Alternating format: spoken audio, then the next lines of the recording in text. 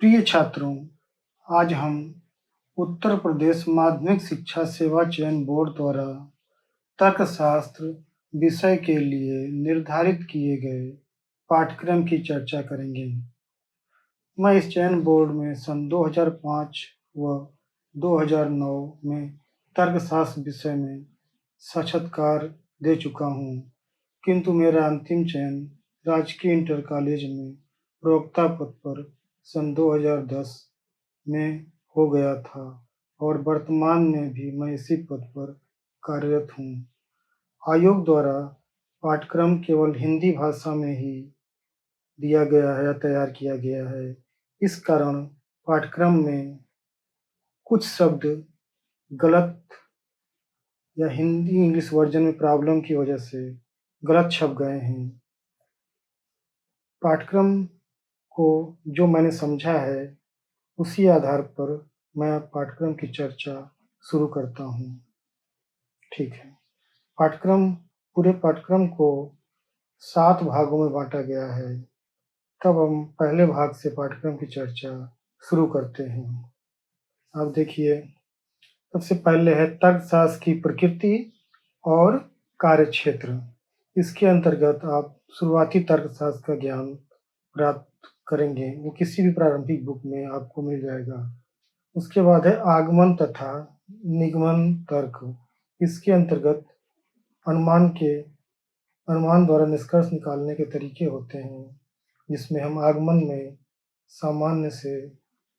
विशेष से सामान्य का निष्कर्ष और निगमन में सामान्य से विशेष का निष्कर्ष निकालते हैं। यहाँ पर पाठ्यक्रम के आगे दिया हुआ है निष्कर्ष के नियम। निष्कर्ष की जगह यहाँ पर निष्कर्षण का नियम होना चाहिए। निष्कर्षण को अंग्रेजी में डिडक्शन EDUCTION डिडक्शन कहते हैं। इसमें मुख्य रूप से निष्कर्षण के नियम के अंतर्गत 4 भाग बनाए गए हैं, जिसे परिवर्तन, प्रतिवर्तन, प्रतिपरिवर्तन और विपरिवर्तन कहते हैं। इनको चारों की अलग अलग विस्तार से चर्चा किया जाता है और ये भाग इम्पॉर्टेंट। इसमें तर्क वाक्यों का परिवर्तन यानी कि उद्देश्य और विधेय का आपस में स्थान बदलते हैं। प्रतिवर्तन में हम उद्देश्य को नहीं बदलते और विधेय में पूरक लगाकर उसके गुण को बदलते हैं। इसी प्रकार प्रतिपरिवर्तन भी करते हैं। हम अगले भाग की बढ़ते हैं, जिसमें लिखा है समानता के सिद्धांत। समानता के सिद्धांत भी मेरी जहाँ तक समझ है, इसमें आप विरोध वर्ग को शामिल कर सकते हैं, क्योंकि इसमें उद्देश्य और विधेय पद एक समान होते हैं और उसी आधार पर हम अनुमान लगाते हैं। उद्देश्य स्क्वायर अपोजिशन में 2 तर्क वाक्यों में उद्देश्य और विधेय पद तो समान होते हैं, और उसी आधार पर हम उनके बीच संबंध को बनाते हैं।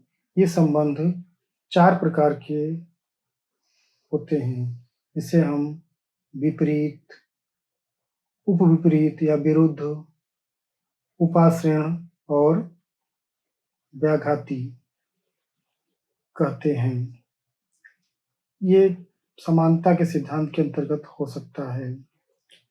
भाग 2 में हम आते हैं। अब इसमें क्लासिकल तथा प्रतीकात्मक तर्क की बात की गई है। क्लासिकल में परंपरागत भागों का प्रतीकात्मक तर्क समझ सकते हैं। इसके अंतर्गत आप प्रतीकों के लिए आप AEIO जो तर्क वाक्य हैं, उनके विषय में आप समझ सकते हैं, उन तर्क वाक्यों को निर्धारित कर सकते हैं। भाषा एवं प्रतीकों का प्रयोग भी इसी भाग के अंतर्गत शामिल हो सकता है। सरल एवं जटिल वक्तव्य का अर्थ है कथन से है। सिंपल और कॉम्प्लेक्स स्टेटमेंट होते हैं, उनकी चर्चा। सरल कथन में केवल एक तर्क वाक्य, निरूपाधिक तर्क वाक्य होते हैं, और जटिल वक्तव्य में 2 कथनों को और या इत्यादि के माध्यम से जोड़ा जाता है। प्रतिबंधित वक्तव्य, कुछ कथन प्रतिबंधित होते हैं, स्ट्रक्चर्ड होते हैं, उनकी भी चर्चा की जाती है। बहस के प्रकार तथा सत्य। बहस के प्रकार तथा सत्य। Argument, types of argument and सत्य वक्तव्य के रूप। इसके अंतर्गत 3 प्रकार दिया गया है आपके बुक सिलेबस में: पुनरुक्तियां, अंतर्विरोध और आकस्मिकताएं। इसकी पुनरुक्ति, इसको अंतर्विरोध को आप व्याघात समझिएगा और आकस्मिकताओं को संभाव्य समझिएगा। पुनरुक्तियों में होता है, पुनरुक्तियों के लिए आप में सभी कथन सत्य होते हैं। इसको हम पी वेज निगेशन, पी का निशान समझ सकते हैं। अंतर्विरोध को आप पी डॉट निगेशन पी से व्यक्त कर सकते हैं, क्योंकि इसके सभी कथन असत्य होते हैं। आकस्मिकताओं में कुछ कथन सत्य भी होते हैं और कुछ कथन असत्य होते हैं। इसे पी इम्प्लाइज निगेशन पी से की सत्ता सारणी के जो बनाएंगे आप, तो कुछ कथन सत्य होंगे, कुछ कथन असत्य होंगे।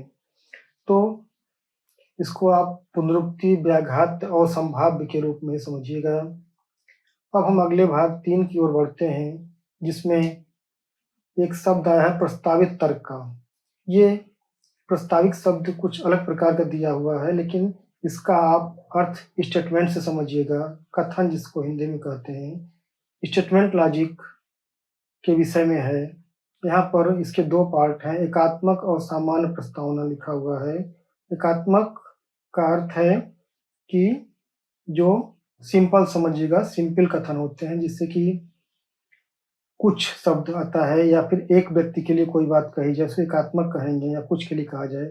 और सामान्य कथन प्रस्तावना के अंतर्गत, प्रस्तावना का अर्थ भी आप कथन ही समझिएगा। सामान्य प्रस्तावना के अंतर्गत आते हैं कॉम्प्लेक्स सेंटेंस आएंगे, जटिल कथन आएंगे, जो और, या और प्रतिपत्ति इम्प्लाइज के माध्यम से जुड़े होंगे आपस में, जैसे यदि तो होते हैं, इससे जुड़े होंगे। हाँ, देखिए आगे आता है प्रस्तावित परिकल्पना। प्रस्तावित परिकल्पना में भी ऐसे कथन होते हैं जिसमें हम कल्पना करते हैं। जैसे इम्प्लाइज वाले कथन को लेते हैं, इफ और देन वाले कथन होते हैं। यदि, जैसे हिंदी में कहेंगे इसे, यदि राम पढ़ता है तो वह सफल होगा। यदि तो, इफ एंड देन। या किसी तरीके से बना सकते हैं, या वाले कथन ले सकते हैं, या तो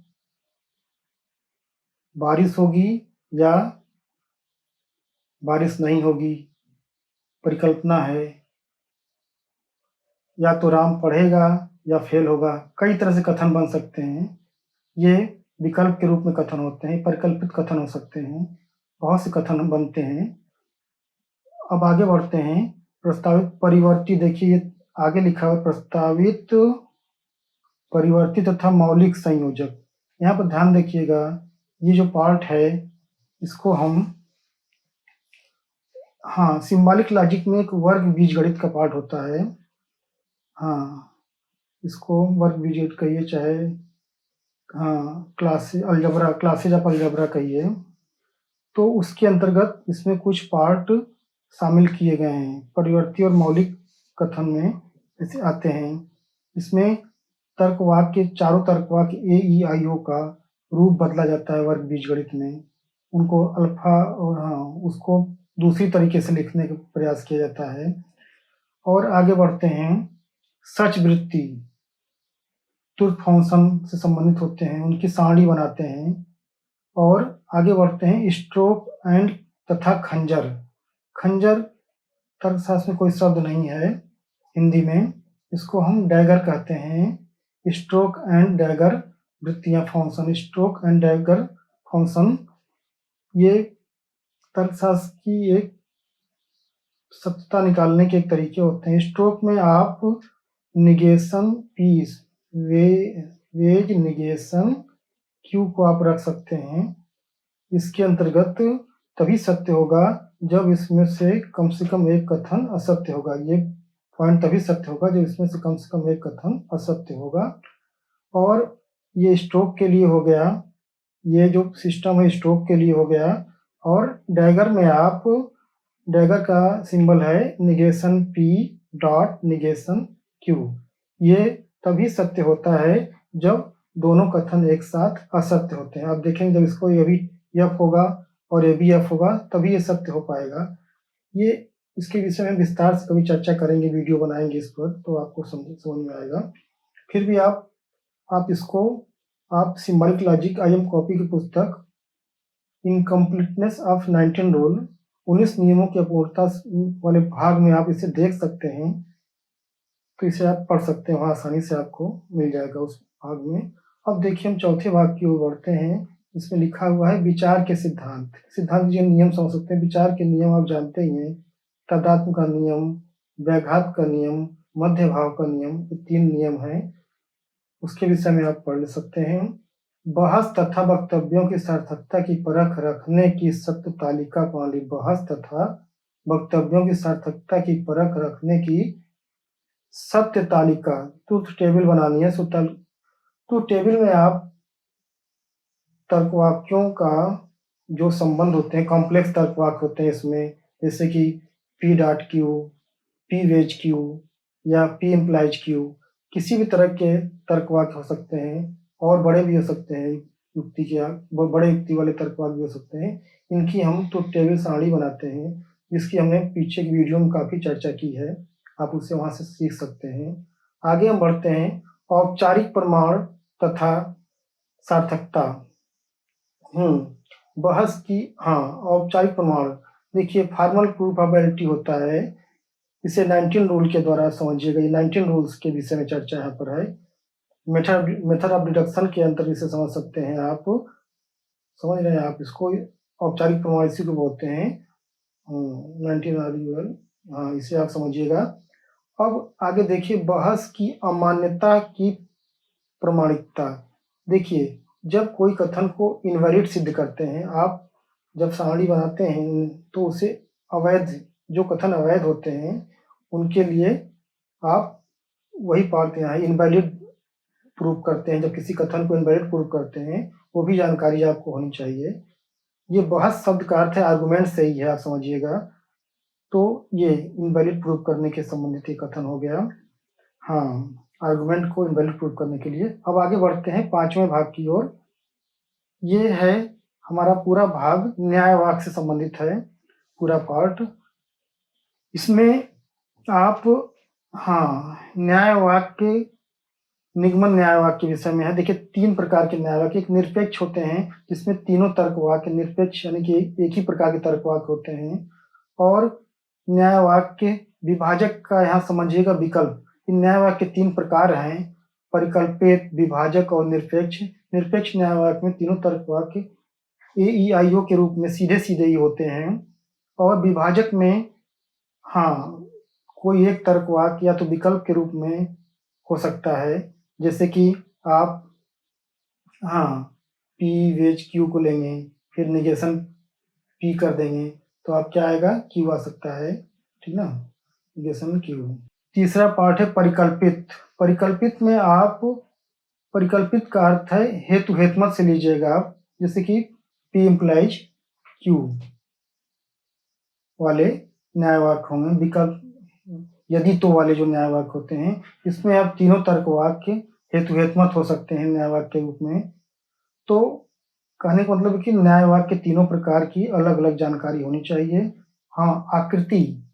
आकृति आप जानते हैं कि न्यायवाक्य में 4 आकृतियां होती हैं। इनका निर्धारण मध्यम पद के स्थान के हिसाब से होता है। तथा देखिए यहाँ पर आकृति तथा मनोदशा। देखिए हिंदी में मनोदशा लिखा हुआ है, ऐसा कोई तर्कशास्त्र कोई शब्द नहीं है। मनोदशा का अर्थ है, इसको अंग्रेजी में मूड बोलते हैं, तो इसी हिसाब से इन्होंने मनोदशा लिख दिया है। इसका अर्थ है आकार। देखिए आकार होता है, न्यायवाक्य जबकि रचना जब करते हैं तो उनके आकार होते हैं। जो तीनों तर्कवाक्य जिस क्रम से लिखे जाते हैं, जैसे ए, तो उनका आकार ए। जो तीनों तर्कवाक्य मान लीजिए सभी वाले लिख दिए हमने, तो इसका आकार क्या हो गया, ए। और आकृति मध्यम पद के हिसाब से आकृति का निर्धारण होता है। तो हमें ये न्यायवाक्य की प्रकार, तीनों प्रकार और उसकी आकृति और उसकी आकार के विषय में जानकारी होनी चाहिए। आगे देखिए बेन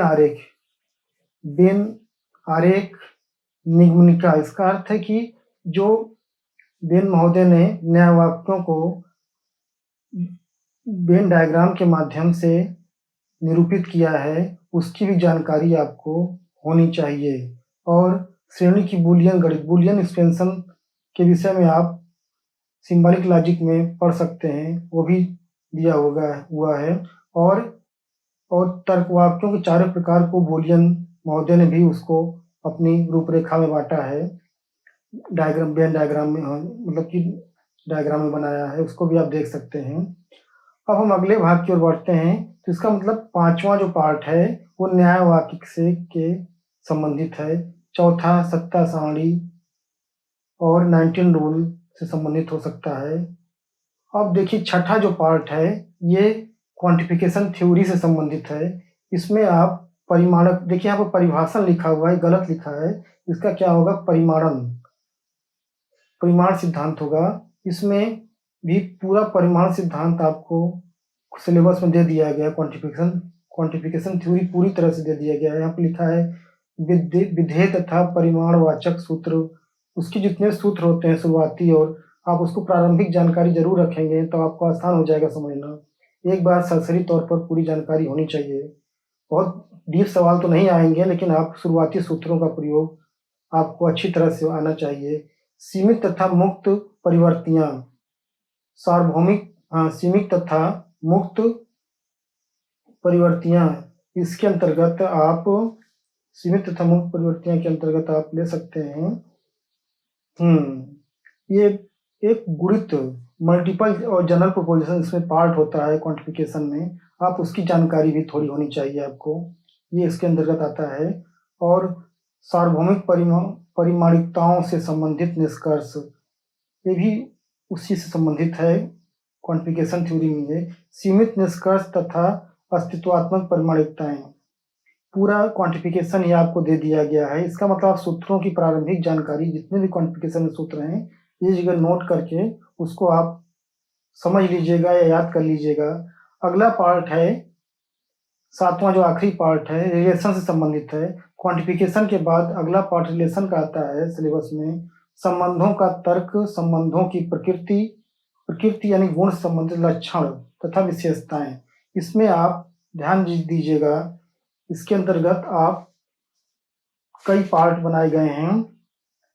तो इस संबंधों की लक्षण और विशेषता के अंतर्गत आपको बाइनरी यानी कि दो लोगों के बीच के संबंध के विषय में, इसमें बाइनरी रिलेशन के विषय में आपको जानकारी रखना होगा, जिसे सिमेट्रिकल, एसिमेट्रिकल, नॉन सिमेट्रिकल, और ट्रांजिटिव, इंट्रांजिटिव और नॉन ट्रांजिटिव, और रिफ्लेक्सिव, इरिफ्लेक्सिव और नॉन रिफ्लेक्सिव। तो आप इस तरीके के आप जब पढ़ेंगे उसको पूरे भाग को, या इस पर मैं एक अलग से वीडियो विस्तार से बनाऊंगा, तब आपको समझ में आएगा। ये देशों की, यहाँ देशों से आइडेंटिटी से मतलब है देशों की पहचान तथा निश्चित व्याख्याएं, ये भी उसी भाग के अंतर्गत आता है। रिलेशन के अगले पार्ट में ये इसके विषय में दिया हुआ है। हाँ, डेफिनेट एंड, हाँ, ये उसी के अंतर्गत आता है। जो यहाँ देशों से कोई मतलब है, देशों का मतलब इन देश कंट्री से संबंधित नहीं है। ये इसका संबंध आइडेंटिटी से है, पहचान से है। और निश्चित व्याख्या, डेफिनेट डिस्क्रिप्शन से इसका मतलब उस पार्ट में एक पार्ट आता है उससे संबंधित है। तो आप कंफ्यूज ना होगा। निश्चित व्याख्या देखिए यहाँ लिखा भी हुआ है। हाँ, तो आप देखिए सबसे आखिरी में देखिए रसेल का नाम आता है, रसेल का व्याख्यात्मक सिद्धांत। इसके लिए आप